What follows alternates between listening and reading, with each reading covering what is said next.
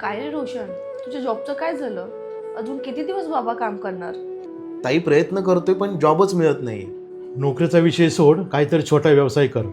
बाबा व्यवसाय करायला पैसे लागतात, आपल्याकडे आहेत का? अरे छोटा का होईना, काहीतरी सुरू कर. छोटा व्यवसाय करायचा झाला तरी 50,000 रुपये लागतात. त्याची काळजी तू करू नकोस, मी काहीतरी पाहतो. चला बाबा, आम्ही निघतो. बघितलं बाबा, पैशाचा विषय निघाला की आपलीच माणसं मागे सरतात. बाबा, संध्याकाळी रोशनला आमच्या घरी घेऊन या. बोला केशवराव, काय काम काढलं? आई, त्यांना 50,000 रुपयाची गरज होती.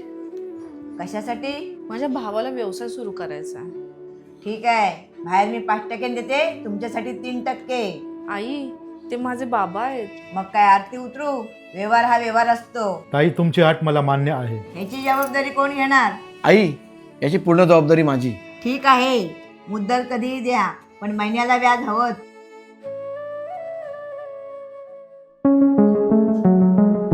पल्लू,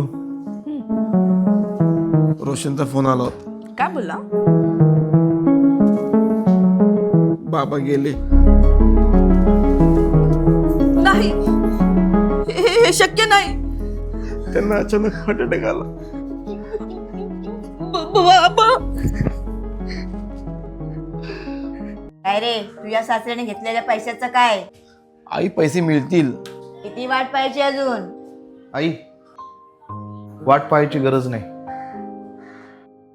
हे घ्या तुमचे 50,000 रुपये आणि एका महिन्याचं व्याज. काय रे, एवढे पैसे इतक्या लवकर कसे आणले?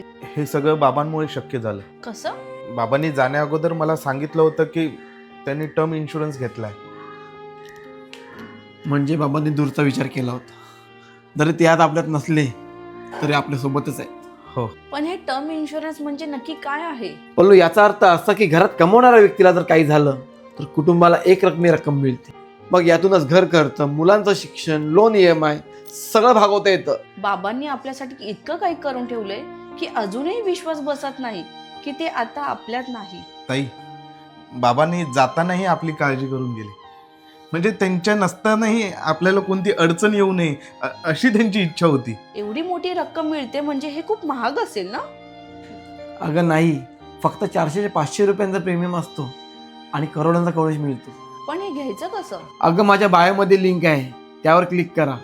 सगळ्या ट्रस्टेड पार्टनरचे प्लॅन कम्पेअर करा आणि ऑनलाईन 15% पर्यंत डिस्काउंटमध्ये बेस्ट प्लॅन निवडा. मी सुद्धा घेतलाय. माझ्या मते तर टर्म इन्शुरन्स हा सगळ्यांनीच घ्यायला हवा. मित्रांनो, आज आपली परिस्थिती चांगली असली तरी उद्या काय होईल सांगता येत नाही. म्हणून आजच आपल्या कुटुंबाचं भविष्य सुरक्षित करा.